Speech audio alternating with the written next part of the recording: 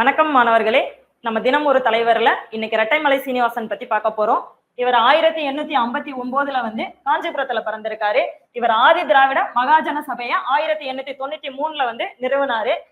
இவர் வாங்கிய பட்டங்கள் என்னன்னு பார்த்தோம் அப்படின்னா ராவ் சாஹிப், ராவ் பகதூர், திவான் பகதூர். இந்த பட்டங்களை எதுக்காக கொடுத்தாங்க அப்படின்னா ஒடுக்கப்பட்ட மக்களுக்கான சமூக உரிமை, சமத்துவம் மற்றும் சமூக சேவைக்காக போராடினாரு. அதுக்காக இந்த பட்டங்களை அவருக்கு வழங்கினாங்க.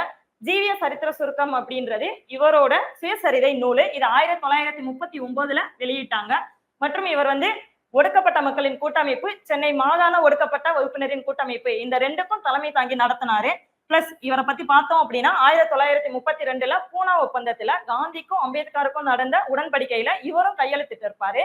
பிளஸ் இதோடு பார்த்தோம் அப்படின்னா 1930 மற்றும் 31 நடந்த வட்டமேசை மாநாடுல ஒடுக்கப்பட்ட மக்களுக்காக குரல் கொடுத்திருப்பாரு. இப்ப இவரை பத்தின ஒரு கொஸ்டின் நம்ம பார்க்க போறோம். இந்த கொஸ்டினுக்கான ஆன்சர் நம்ம படிச்சதை வச்சு நீங்களே ஆன்சர் பண்ணுங்க, கமெண்ட் செக்ஷன்ல பண்ணுங்க. இதே மாதிரி ரெகுலரா ஒரு தலைவரை பார்க்கலாம்.